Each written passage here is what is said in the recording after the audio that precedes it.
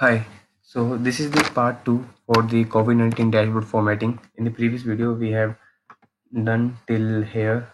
So after that, we can simply click here and we can see here there's option use as filter. So this option helps us to make a dynamic dashboard. So if I click on the US, so it will reflect for all the bar chart. We can see here the confirmed deaths also change and confirmed cases, and we can see the map chart. So using this option which help us to use make a dynamic and synchronized dashboard. And now I'm going to use the date. So if I change this date value, if I increase this, so we can see here it is only reflecting on the map chart. It is not reflecting on the bar chart or either of the bar chart and neither of the band. So in order to do this, so if I click here and click on this back drop down, we're gonna use as a filter, also use as a filter.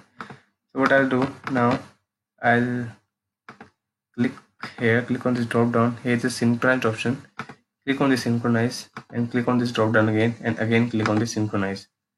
So as you can see now, if I change my date, so it is also changing. So if I start this, so we can see now it is also reflecting on the map and also chart as well, but we can see here it is not reflecting on the ban, only because of we did not use page on the ban chart. So if I go back to my ban, so if I click on this ban, we can see here we did not use date on the pages field. So if I take the date and drop it over here, and now click on this drop down and select exact date, and now go to the band 2 and take the date and drop it onto the pages. Click on this drop down, click on exact date. So if I go to my dashboard, so now we can see the value has been changed.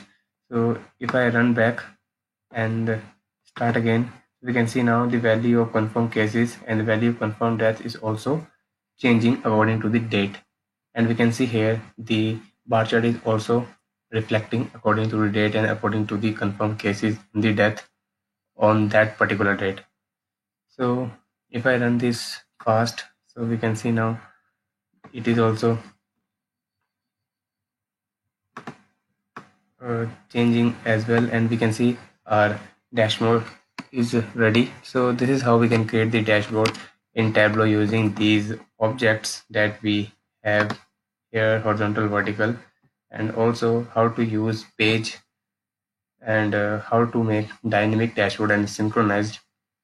We can use the synchronize option over here, and also we can use the use as filter option. If I click here, there's a use as filter option here to make a dynamic and synchronized dashboard. So this is how we can create the dashboard in Tableau, and thanks.